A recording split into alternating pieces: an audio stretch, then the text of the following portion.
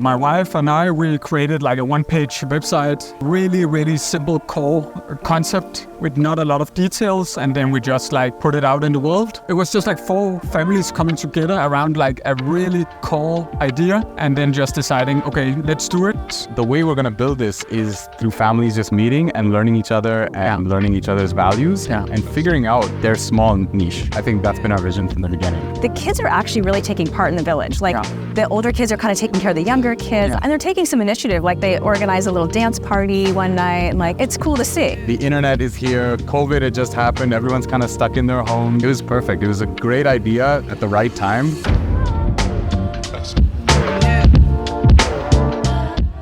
Hello, and welcome to the first episode of the Traveling Village podcast. My name is Asha. I'm one of the Traveling Village members. I'm Nikolaj, one of the founding families of the Traveling Village.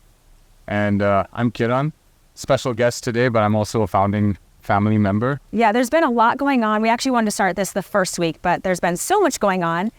So today we're going to try to keep this really general, just to let you know what's happening. And then we're going to try to do it weekly. So maybe you can start just by telling us how the Traveling Village got started, how that happened. Yeah, it's a long story, but if we were to do it like super short, it was my wife and I, we created like a one-page website with the idea, like a really simple core concept with not a lot of details, and then we just like put it out in the world. And somehow we met up with Kiran and his family, and Andy and Irene and Lehenge and Nana. And that was Twitter. So yeah, we met on Twitter, and Andy and Irene was through like a friend that we have in common, and Nana and Michelle was on some kind of social media too, I think. So yeah, it was just like 4 families coming together around like a really core idea, and then just deciding, okay, let's do it. Let's try to develop the idea from here and work together. And And I view this as one of those ideas that this was the right time for the idea, right? Like this couldn't have happened 15, 20 years ago. Yeah. The internet is here. COVID had just happened. Everyone's kind of stuck in their homes. Yeah. People tried to start traveling, but it's hard to travel with kids. Yeah. It was perfect. It was a great idea at the right time. And then Nikolaj just signal boosted it like crazy and found the right people, I think, to join in. So it was really cool. Yeah, and then, it was like pure luck too. You get like 4 families, and normally if you were to like build a project, you would look at people's skills and you would say, okay, we need this skill and this skill. And we didn't look at that. It was just like, okay, here's 3 families who want to go ahead. And we're just like, okay, let's just go and we'll try. There was no interview process. Like For the 4 founders. The first founding, like there was a call. Nikolaj met us, and then he was just like, in the first 5 minutes of our call, Nikolaj was like, oh man, we're vibing. I think you guys are in. Let's go. Yeah. And I was like, oh, this is the bar for the founding families, and it was great. I think it's one of those projects where your gut feeling is important, and I had a really good feeling with all 3 families and bringing different things to the table, and it's just been working out perfectly. And you guys started this like a year ago, so it's taken a year to get to this point now. Yeah. I think we launched the website in September 22. Mm-hmm. Then we had like different calls, tried to share it on social and stuff like that, and then so it's more than a year actually. Yeah, would you say? I think by October, November, we had already started founding family meetings, so we started meeting weekly. Yeah. And then, because our goal was to launch it by early 2023. And so we hit that goal. And then we got the 20 families sometime in February, right? Yeah. What was amazing to me is when I joined, there was so much, the infrastructure was already there. Yeah. You guys were already ready to go, and it was so well organized. So I just hopped on board. And I was like, okay, I'm ready for this. You remember when you joined again? It was early. You were in the first. It was actually a year ago, February. Yeah, and that's the thing, like we could have done it like in a shorter period, but we were like considering like, can we get enough families? It was still like an idea, so we wanted like more than a year to plan it and stuff like that.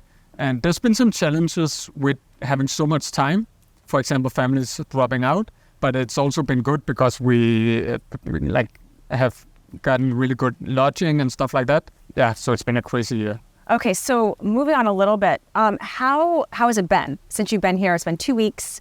How has it been individually, as a family, as a community? What are like the positives? I don't know where to start. You can go. Okay, so between Nikolaj and I think Nikolaj has jumped in with co-living, and because he's kind of, central to a lot of things, there's just a lot of stuff you have to do, right? And you're in one of the most active work groups, the communal meals work group. In contrast, I've kind of been chilling. My wife, Nritya. That's good to get on tape. Yeah, I do. It is on tape now. But yeah, Nritya has been working a lot. My wife on like the communal meal stuff, but intentionally, if you put me in a group, I kind of can talk for a long time, and you both know this. So I do know that I take up a lot of space as well. And so I've just been kind of like, I'm going to enjoy myself. I want to meet a lot of people, do lots of one-on-one interactions with lots of people. And that's been happening. So that's been great.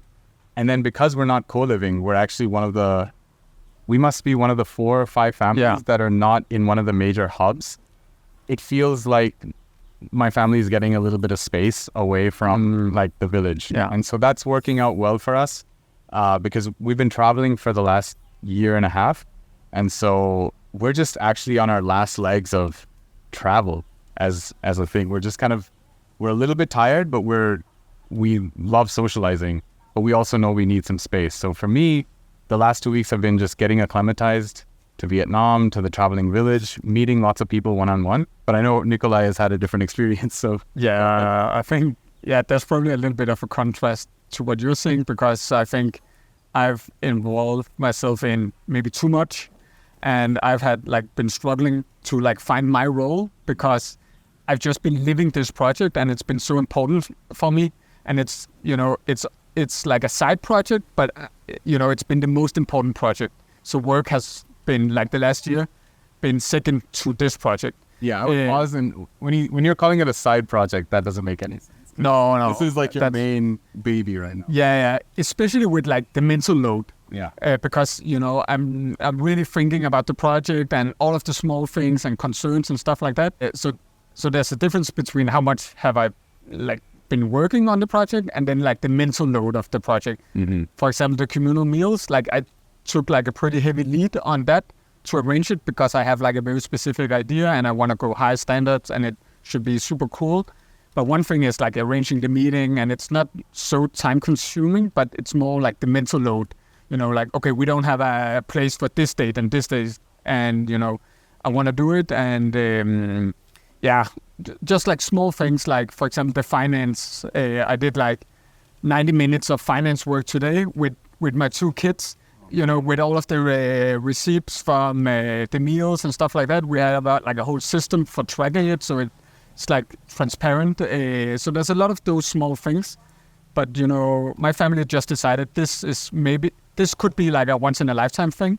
It's all in. We're gonna live it to the fullest, and we're gonna try to pull it in a positive direction. And of course, that comes with some challenges too. For example, I think I find it a little bit difficult to find what is my role, because I can take up a lot of space because I want to go and You're I want to attached to it too. Yeah. I'm attached to it, but Michelle, my wife, who is a lot smarter than me, she normally says that if you take up a lot of space and lead on stuff, that could make people go in the background and then not do stuff, not because they don't want to, but because you take up too much space. So that's really been one of the things that I've been struggling with. And then, of course, there's the whole balance thing between work, socializing, being with your own family. That's been mayhem for the first few weeks. Have you ever lived in co-housing before, anything like that? No, we travel a lot with friends for 1 month and stuff like that, where we lived in villas and stuff like that. And I also had an old company doing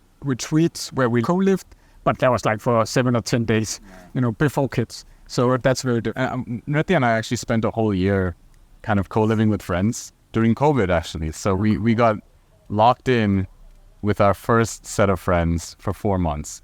That's intense. Yeah. We became very good friends at the end of that. And then, we co-lived with a second group of friends at the end. So it's we are used to it, but, it is hard with completely new people. Yeah. And I think one of the tricky things that I know Nikolaj and I and all the founding families wanted to navigate is we wanted to build trust early, like during the year that we spent online and in Slack. But it's always different, right? So everyone has met each other online, so everyone feels like they know each other, but we don't really know each other until we've spent, a couple meals together. Yeah. And Nikolaj and I think after the first night we hung out, where we had dinner together, we had coffee, it was so strange. It was like, man, I've been working with you. I probably talked to you the most of any other person not in my direct family for the last year. And you'd never met? We had never met. We met 2 days before arriving here. So navigating that it puts a lot of stress and like mental load on everyone. And so one of the things I'm keenly aware of with the village is I do think we're probably going to have to pace ourselves, right? It's 4 months. So we're going to be 4 months, 3 locations. There's a lot going on. Yeah. And the first week, as you asked before, the first week was really intense. There was a whole group where their housing kind of fell through, and they were navigating that. Everyone's meeting each other for the first time. It was crazy. And also, can you talk about how old your kids are? Yeah, I have a 5-year-old and a 2-year-old. And how are they adjusting? I think they're adjusting really well. Of course, it's a lot. Just traveling with kids, changing like their rhythm and stuff like that. They have to adjust, of course. So it's been a lot, but I think they're adjusting really well, and they really love it that there's kids around. Bigger kids, we are living with bigger kids, so they are just like maybe not playing together, but just like watching them. And for us, it's amazing because back home, like our kids are at home full time. We have to plan what we're gonna do with the kids, and it's always like a few days out or a week out. And then, the kids have to go, and then they like have to perform because now there's a play date. But here it's completely different because it's just like what's going on today. And then, they're just among different kids most of the time. So I think they're really enjoying it. But of course, they also need like a little bit of space. My 2-year-old was like stopped napping some time ago. And the first week she's been taking daily naps again, because it's just been so much for her, and going to bed like at the right time. So yeah. And the age range of the kids, I think, is what, like 1 to 14, or something. Yeah. You know what I found, because I have my son will turn 2 on this trip, is that they're all really the kids are actually really taking part in the village. Like the older kids are kind of taking care of the younger kids. Yeah. I know, like one of the boys who's 10 is helping out with my little guy all the time. And 2 of the kids are in Workgroups now in the party and the documentary. Yeah. Oh, that's super cool. Yeah, and they're taking some initiative. Like they organize a little dance party one night, and like so there's like it's cool to see. Yeah. And they're feeling part of it. Yeah, absolutely. Yeah. And you probably find this too, but it's actually easier to take care of 2 or 3 2-year-olds than it is to take care of 1 2-year-old. I just love getting them together and just seeing what they do. Yeah. So the village has so many benefits. I love that too. Yeah. What's also been surprising is that there's someone who knows kind of how to do everything, which is shocking. Like, there's someone on here, like you can go to if you have any medical issues. Yeah. Happens to be on the trip, which is really nice. Yeah. There's people that know how to do finance, people that know how to plan things. I always go to Naritya, like about things. She's me, but you actually meant I did meet her, but like, you guys are connected. Yeah. But she helps me with like everything, like even just getting my phone plan set up kind of thing. Yeah, I think it's the power of being 19, 20 families, that the group is so big that you get like, if it was a smaller group, 5 families, it would be much more sensitive. Like if, let's say, one family dropped out, then there potentially could be like an older kid not having someone his age to play with. But now with so many, and you have so many different skills, and you have, it's just not like sensitive for things. So you have enough people planning stuff, but there's space enough for people to relax. If they need some downtime or they need to withdraw from the community for a bit, it's not like that's not hurting the rest of the group, because there's so much going on. We have basketball groups, soccer group, and there's so much. And I think one of the coolest things has been like the more random stuff, like meeting people on the street, Oh, I love that. People coming Yeah. by to hang out. For sure. People in the morning writing in our like digital town square that we're going to go to the beach today, and then you go to the beach with 5 families and you hang out and you get to know them, and that's a completely game changer for us, at least, to live like that. I totally agree. It's been so nice just running into random people and just having these random meetups too. I was going to say earlier, if I had shown up here with just my son on that first day without anyone else here, I would have been like, I'm out of here. Like, I'm just done. But like knowing all these people are around is so comforting, and you definitely like don't feel alone. Like you feel like you can always have someone to talk to, or there's something to do. Yeah. So it's been really nice. Yeah, just that you don't have to plan stuff. That you and your son, you can just look at the calendar. Okay, this is going on. Maybe you're not going to the football to play, but you can go and just hang out a little bit. Yeah. We have a map where you can see where people are like living, so you can come by and stuff like that. So I feel like it's like really relaxed. Yeah. Somehow, like the village calendar. Like that's one thing I think we should touch on, is just how full that calendar has become. Yeah. Because when we started, we were it's always tricky when it's a completely volunteer-run organization. Like no one has to do anything. Yeah. But we're kind of seeing people just naturally plan events, plan things they're interested in. We've got a family in the village who's just great at planning exercises, and Tuesdays, they just took lead on that. They just take lead, and they're doing Yeah. workouts. Yeah. And I just feel like in the last 2 weeks that I've been the most active that I've been in years. Yeah. We have that group. Yeah, there's like soccer once or twice a week. Twice a week. Basketball. Yeah. Workouts twice. Yeah. And then we're constly kind of pushing each other to go to the gym. It's pretty funny. And then there's someone who organizes all the kids' arts and crafts. Yeah. That's 2 times per week too. Yeah. And beach days and stuff like that. Yeah, there's so much. And then going on. like working, also remote work kind of. Yeah. We I think we're maybe 12 people in like a work group. So people are just like writing, okay, I'm going to work. I'm going to have a work session at this cafe or this space. And then, you end up being like 3 or 4 people. And it's, it's a great way to connect. And the only problem is, of course, like the whole FOMO thing, the FOMO feeling, which I've talked with a lot of people about, that like, especially people living like outside of the small like co-living hubs, that, you see this full calendar, a lot of things are going on, and should I connect more with people, or, the whole balance between like being your own family and finding your own rhythm and like taking care of yourself, and then the community. I feel like we're like starting, it was like this, and people are adjusting now. And I had like for the first few days, I had like a major FOMO of, okay, people are connecting and they're gonna go out for dinner and stuff like that. And since then, it's just completely gone, the FOMO feeling, because I feel like daily I connect with people without spending a lot of time on it or like mental. So yeah, I don't have the FOMO. One thing for me is there's so many families, and I'm kind of living in one of the places there's three apartments together. Yeah. So I'm not meeting a lot of the families yet. But I think for me, I'm just going to pace myself because there's so many people to meet. And so I've met a bunch of families, but definitely haven't met a lot of them. But the communal meals is actually great to sort of connect with people you don't see regularly. Exactly. And that, the communal meals, which is just here in the background pretty soon, I think, that was a good idea, but we weren't really sure if it would work out. But I think so far, this is our 5th meal. We're going to have 30 meals in total in 4 months. I think so far it's worked out really well. Like I call it like a community glue because we are so many people. So we're not meeting up as a full group. We're meeting up 2 families, 2 persons, a smaller group for basketball and stuff like that. But the communal meals twice weekly is a way for the whole group to connect and like to reconnect with someone you haven't spoken to for like a while. And I think it's nice with having like a more stable thing in the calendar. So many things going on. We're going to change locations 3 times.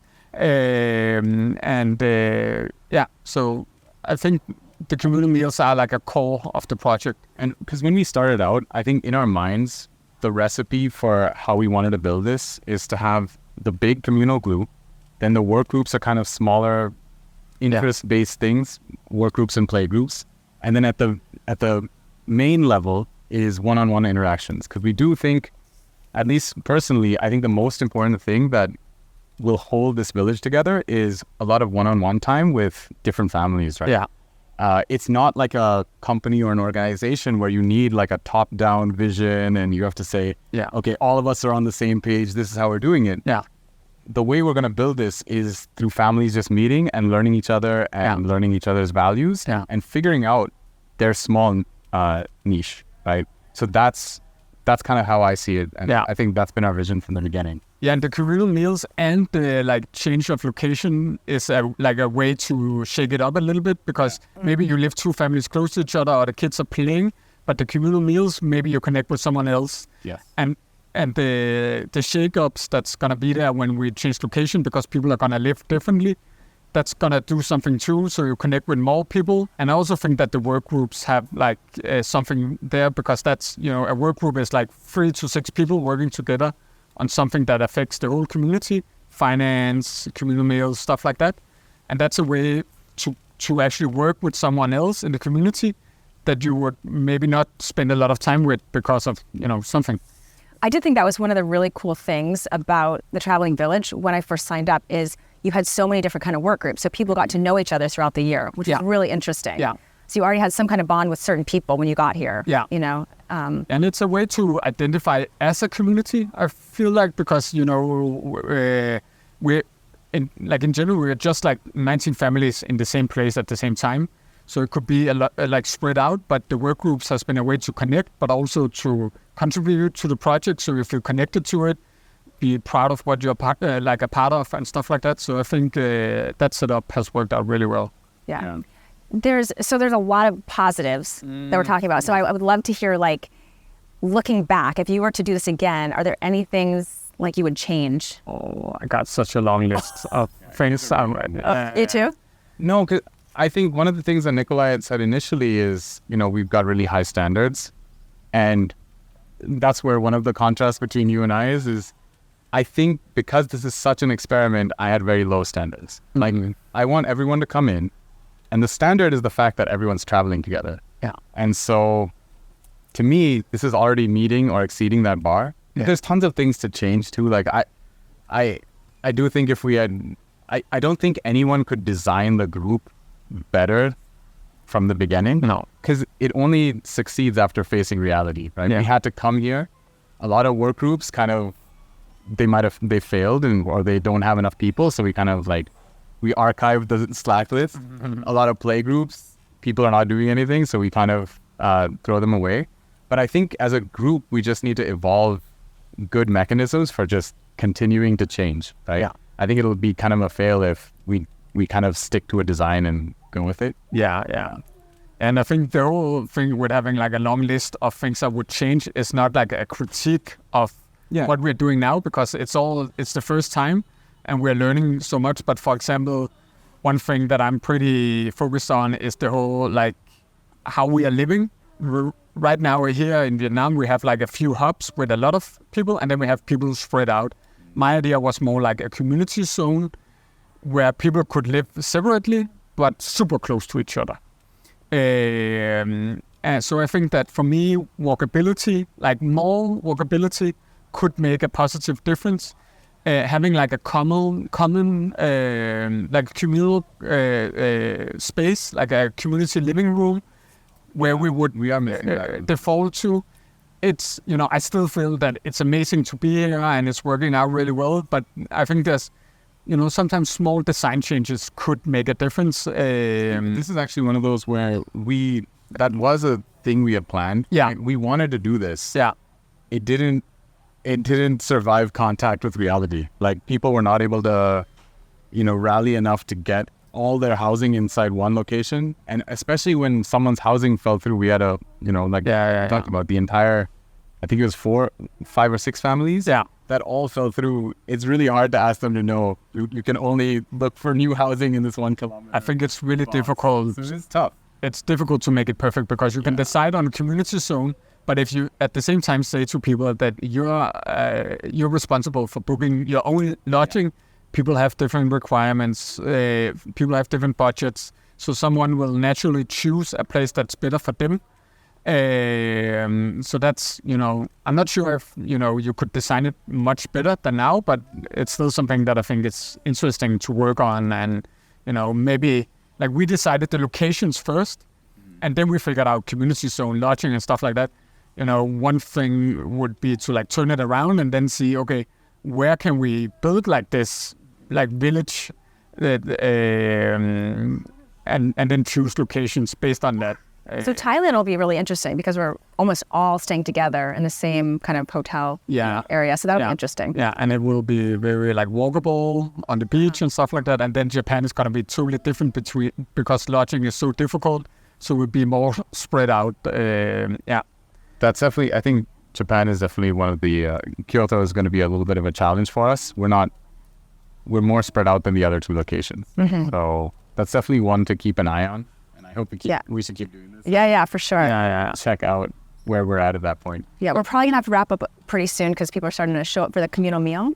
But are there any kind of final thoughts for today? I know we're going to go into more depth about certain topics in the upcoming weeks, but anything else you want to kind of touch on today? I want about FOMO, like the opposite of FOMO. And I think have you heard of Jomo? The joy of missing out? No, but I love it. I have a friend who has a shirt that says Jomo. And I definitely sense in the first 2 weeks, because there's so much going on and there are some people that are just super active in the village. We talked about Nritya, Nikolaj. There's a couple of people who are like, oh, they're doing a lot, right? It is a natural tendency for the inverse to happen as well, where there's a lot of people who feel like they're not contributing enough. And I think the goal for us as a village is just to keep following the energy, keep following what interests people, rather than have it feel like an obligation, right? The only obligation is to come to the communal meals and hang out with people. Yeah. Everything else is just please give what you feel like doing that week. Yeah, I know we've had this conversation. I've had it with Kiran, is that I feel guilty. I'm like, I'm just here like enjoying it, and I feel like I'm not giving back enough. Whereas like you guys have put so much energy and effort and time into this, and so have so many other people. And I'm like, and I've talked about feeling guilty about it. So yeah. And there's another natural instinct, which is when we are doing stuff, it does feel like, oh man, this person's not contributing, that person. But it does feel like that is a natural instinct that we've been, I don't know, I come from a tech background, Nikolaj is in marketing, kind of tech inner, like, yeah. And it's just from working, that has been ingrained. Like, I don't want my coworkers to do less than me because it feels like they're taking from the same pie. And I want to distance ourselves from that as much as possible, right? Yeah. Like we are a completely new thing. That's why it's an experiment. Can we run an organism of the village that is separate from that, where everyone feels like they're energized, they're doing what they want to, and no one feels the obligation? And can it still, satisfy everyone's expectations? Yeah. So. Yeah. Yeah, I think that's one of the parts of our community that it's never gonna be totally like fair. No. There will be, but things can change, and people contribute in different ways. So, for example, a lot of people did a lot of work before arriving, and then you had some people who were not really like doing a lot, but then you arrive and they are arranging the craft and for the kids and stuff like that, and people also just like very different, and we all like, I think it does a lot that it seems like we're all here to actually learn. It's not to have the most perfect experience. Right. It's not to go to the most beautiful beach, but we're all here to actually try to develop as humans and families, and to try to learn. And I think that's something that's been completely clear the first few weeks, that's the vibe of the family. I think that's the only expectation. Just come here and then just kind of be in awe that 20 families from all over the world just kind of converged in one location. Yeah. That is magical. That's very strange. Yeah. And I don't think that's possible in any of the previous decades. So we're living in a very special time. Yeah. I know people are going to have a lot of questions about the whole traveling village. And so you can follow the Instagram. It's traveling_village. Yeah. Right. And so people can just comment there if you have questions, want to know more about certain things, and we can kind of touch on those in future episodes. Yeah. Yeah. Listen. Cool. Yeah. Well, I'm glad we did this. Yeah. And so we will hopefully you'll be joining us next week Yeah. on this. We will go out and enjoy a nice meal Yeah. with the other families. All right. Till next time. Okay. Till next time. Bye.